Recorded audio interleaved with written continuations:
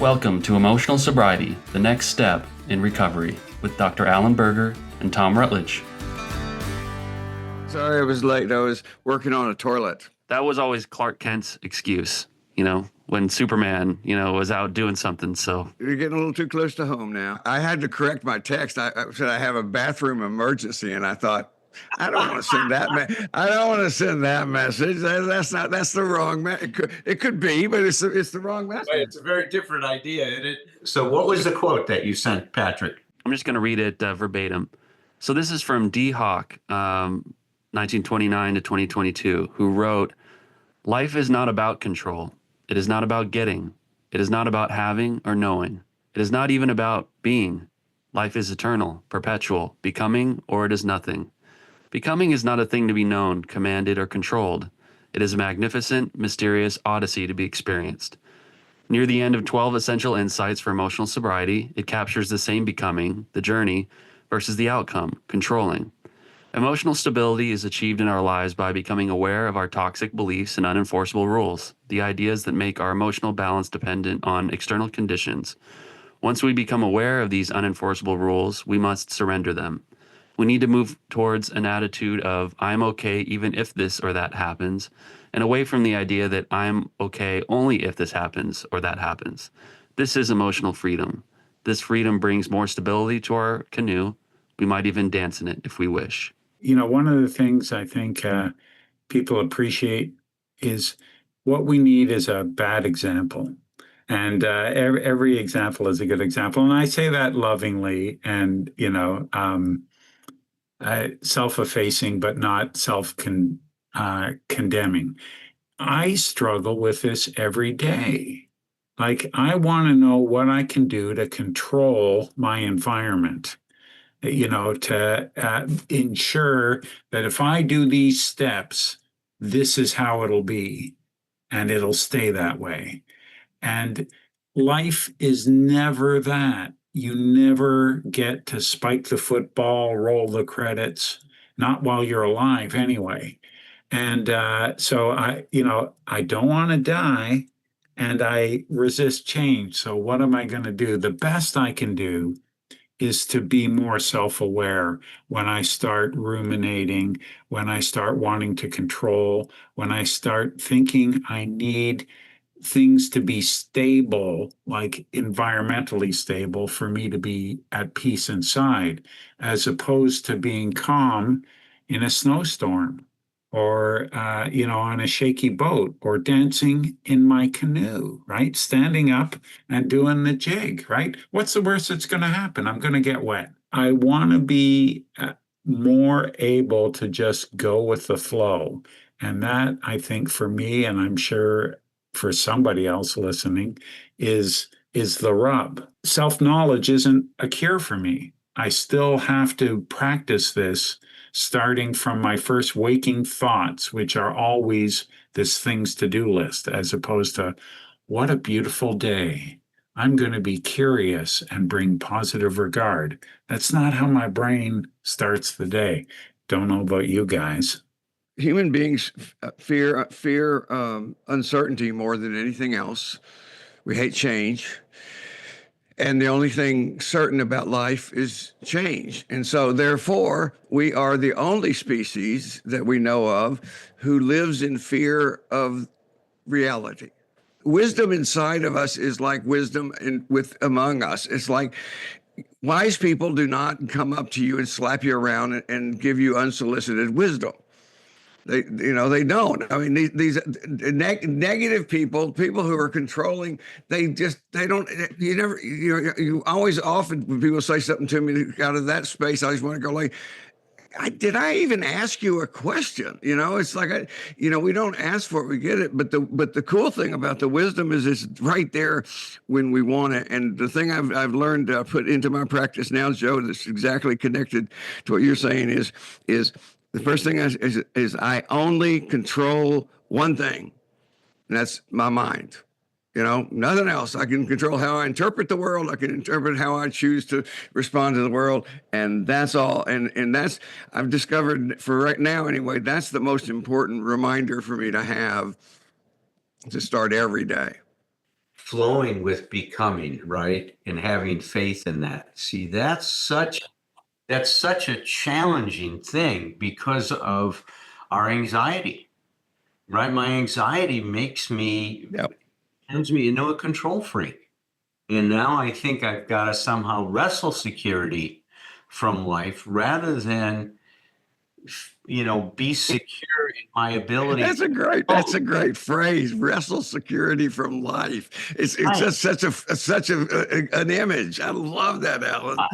I've always been counted out when I try that. I'm always getting pinned for some reason.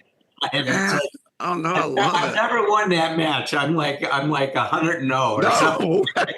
No. It's like, but I never failed to just keep trying that. I mean, it's like that it is a compulsion. There's no question about it. And it starts very early on in life. I mean, just think about. I mean, I've got kids, right? And how much I wanted to control them and get them to do, quote, what I wanted them to do, which in my mind was the right thing most oftentimes, right? But my buddy Jesper Juhl wrote an incredible book. Yeah, Jesper passed now, and may he rest in peace. But his book was Your Competent Child. What a great title. Book, right?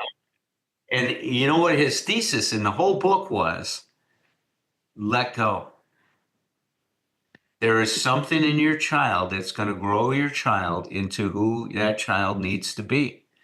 If you nurture that, nourish that, and encourage it rather than try to control them and make them into that force is so powerful in them.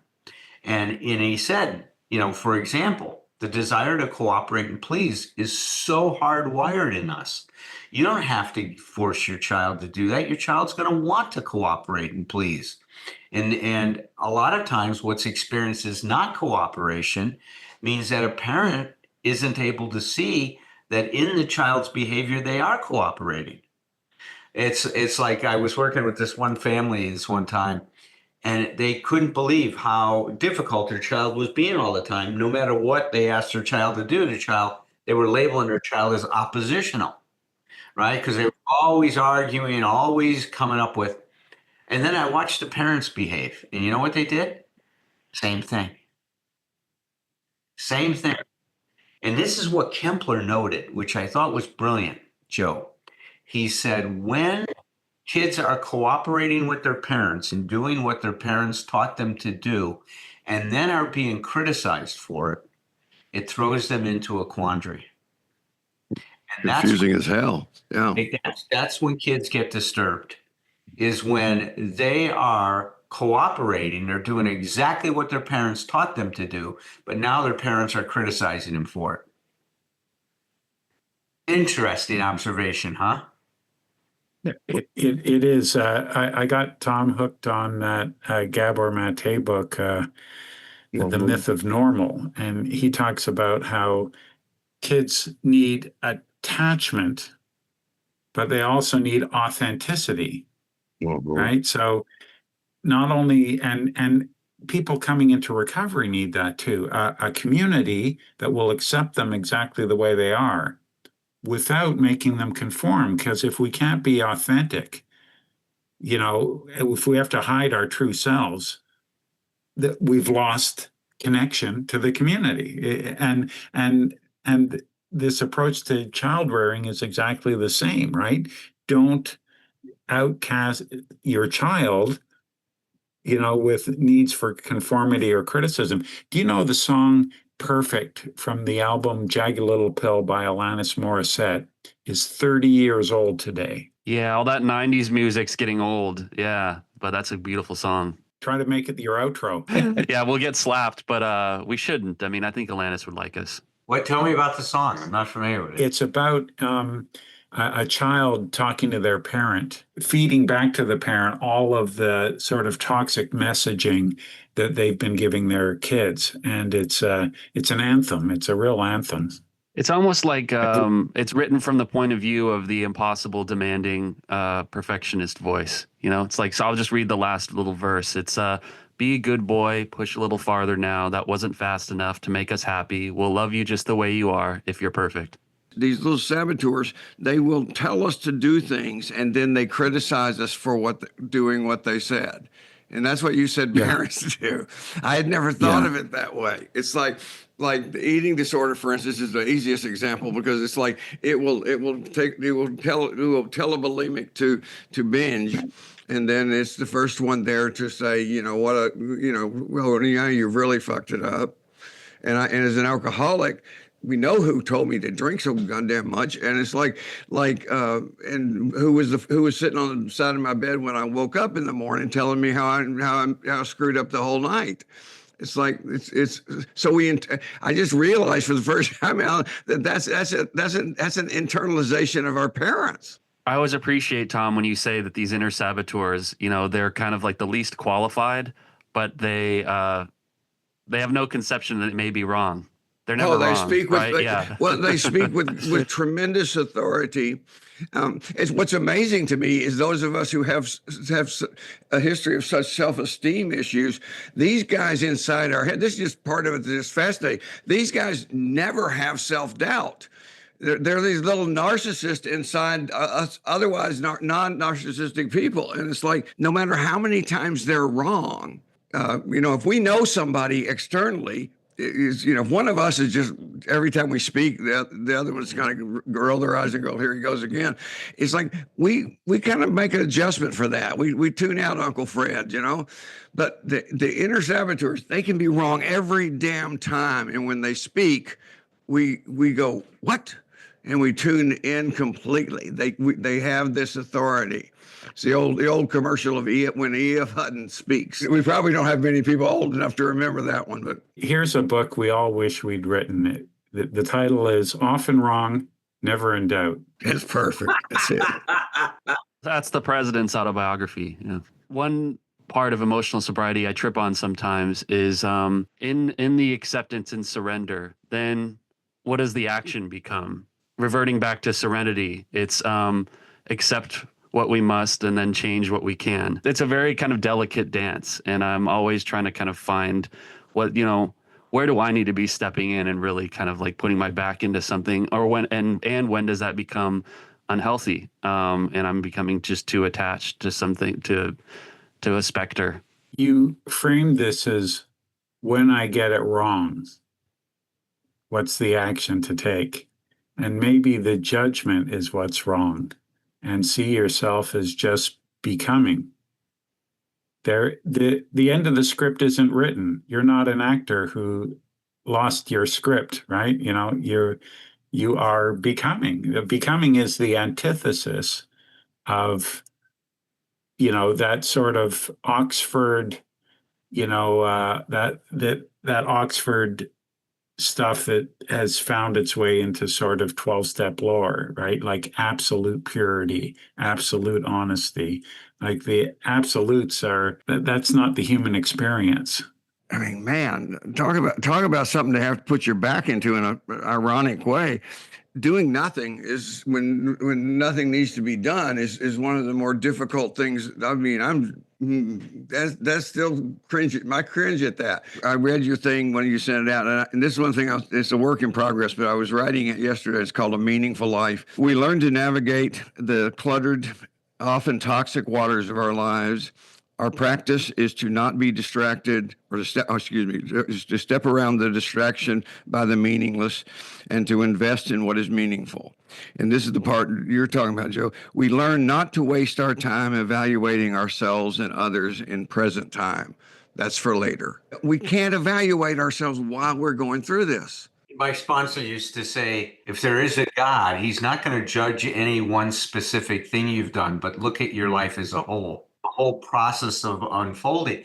I was just looking up the definition of becoming, the process of coming to be something, or of a passing into a state. It's such a great image, isn't this, Tom? I love what you wrote. I mean, I think that's, how to navigate around those things that are meaningless and to focus on those things that are meaningful. I was just thinking of John Lennon's song for some reason, Imagine. Imagine a consciousness where there's no such thing as mistake. Imagine a consciousness that takes everything and processes it to grow and learn from it. An experience of freedom that would be, because now everything in life can continue to contribute to me becoming whole because it's all part of an experience. There's no evaluation on it. You know, if we take away, imagine a world where there's no evaluation, where there's no right and wrong. I believe that all of this stuff, that world you just described, peace, recovery, everything. I believe rather than it's something we're moving to go to move. The only time it is to move into a state as you defined it is a present tense experience, unless I'm like traveling to Arkansas. But it's the peace, the serenity, the non-judgment runs right down the center of me is what I believe. And in my life, my job, here's where I used to live. Now I'm using hand gestures for an audio program, but it's like I'm so brilliant.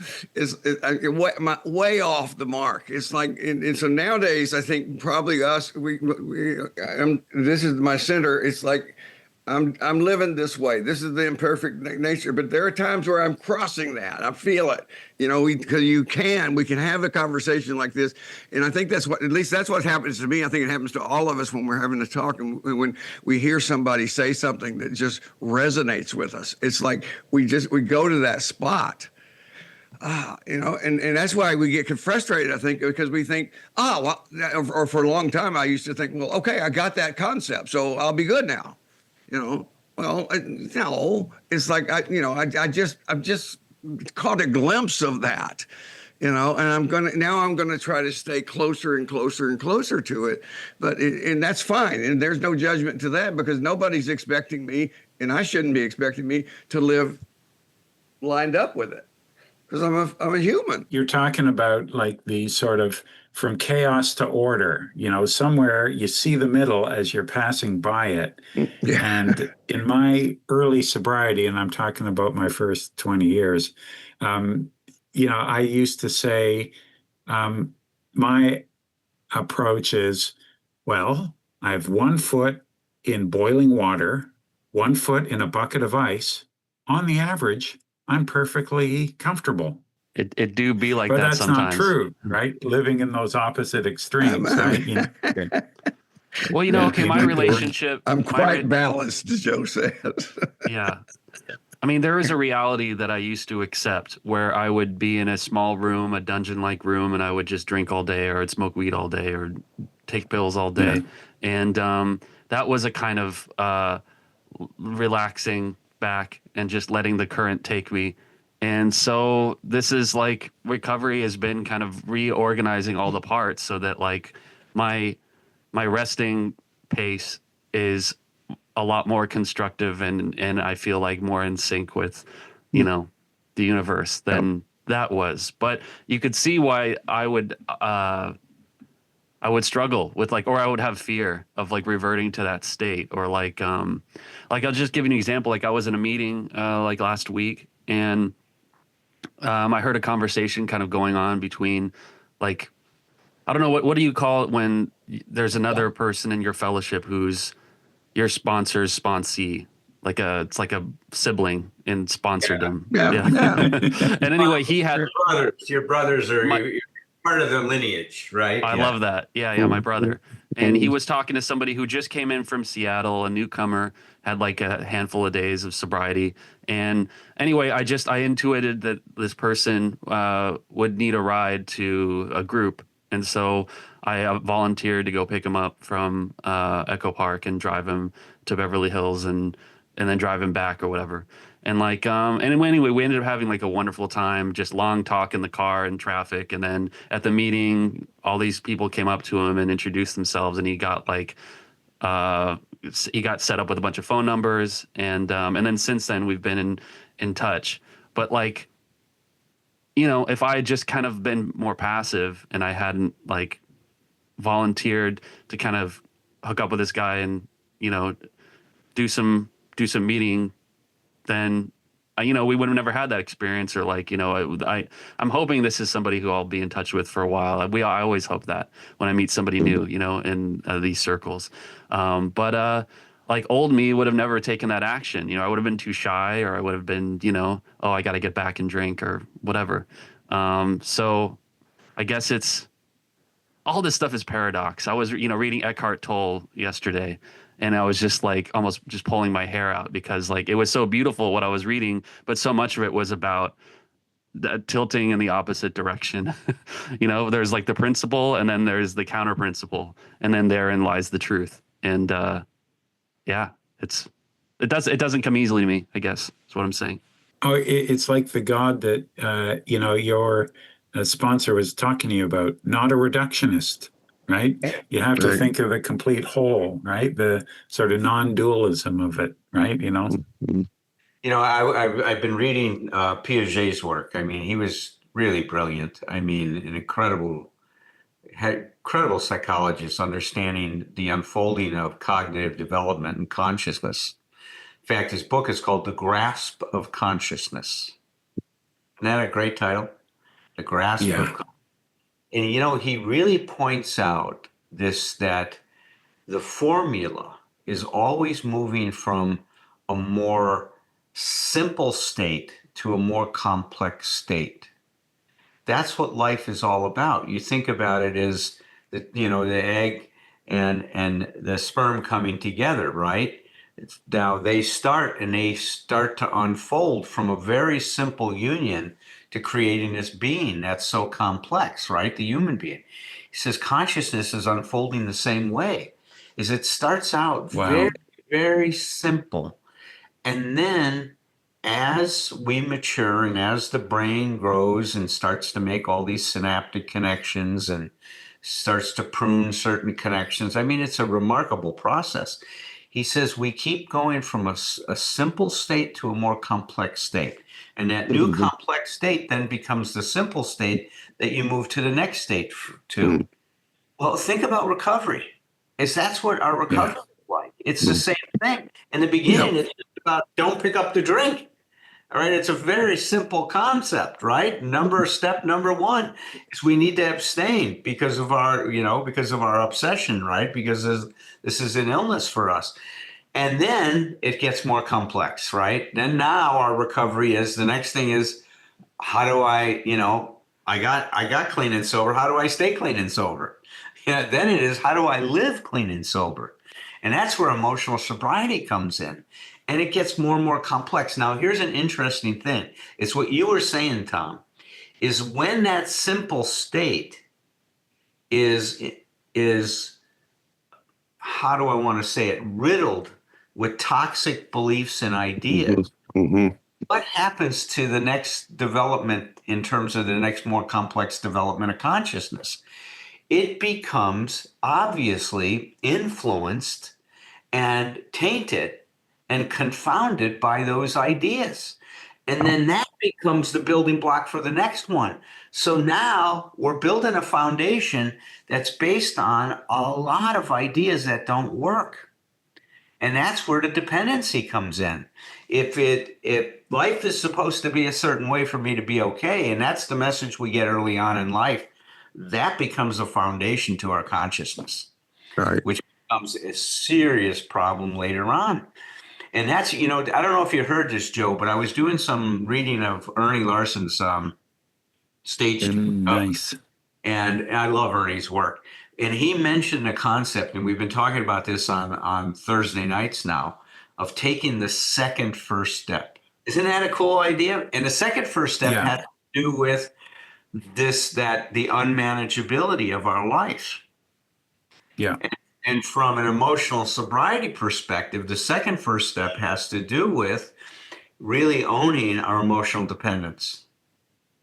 And what we believe is that we need the environment to support us to be okay. Yeah. It's so interesting. And then now we're talking about, because we're going through the steps, looking at the 12 and 12, how every step, when you take it from this second point of view, now the emotional sobriety point of view, changes the whole meaning of each step. Right. It's a very interesting process that we're going through. And you came and you participated when you were talking about step 3. Here's an Ernie Larson quote from 1987. The fact that many people reach a dead end or plateau in their personal recovery, and if they do not understand what is occurring, they frequently feel that they are losing their recovery. Everything that used to be so meaningful no longer is, and their newfound excitement and health no longer feels terrific. It's a time for that sort of first step, or what Bill Wilson calls the new frontier, right? Yeah, and Bill described it really well when he called it an impossible way of life, right? Yeah, I was just remembering near the end of my using, I was having a conversation with my dad. I'm just remembering now, and who oddly, I think is one of the more emotionally balanced people in the family. And I was just talking to him. I was struggling. I wasn't able to put a day of sobriety together. And I was talking to him just about how depressed I was about the state of the world, and just like, it's just so messed up out there. Reality is so disappointing. And I just remember like the way, the kind of the gentle way he was attempting to handle me, but also kind of like cautiously pushing back with like, it's about that environmental support. It's just like, yeah, so the reality is disappointing and the state of the world is very dispiriting, but then why must the response to that be just to annihilate yourself? Like why what he was doing was he was calling out my dependency on, the emotional dependency, not something beneath what my addiction problem, which is just a manifestation of it. Yeah. Still working on it. It's a bizarre thing to say compared to how we used to talk about it, but it's up to us. The world is what it is. It's up to us whether we're disappointed or not. It's like that's how we interpret the world, and it's like it doesn't mean we've got to be unrealistic. It just means it's really more determined. I'm just no, I'm not gonna I spent too much of my life collapsed in disappointment. I grew up in a family where that was taught to live there, and it's like. And so therefore it may be it still is connected to that first voice, Patrick, but it's like so because nothing ever goes away, so the first voice is still there. So I wake up and say, oh fuck, but it's like it's just the first guy that talks. It's like it's that's not how I define myself. I include him. It's like, he speaks first, and then I'm asking somebody to come in and what else you got, which is, oh, by the way, you don't control much. That's the second line. It can seem dispiriting, but it's like, no, that's good news, because that means what I'm going to do today is more streamlined. I'm going to focus only on the things that I have charge over.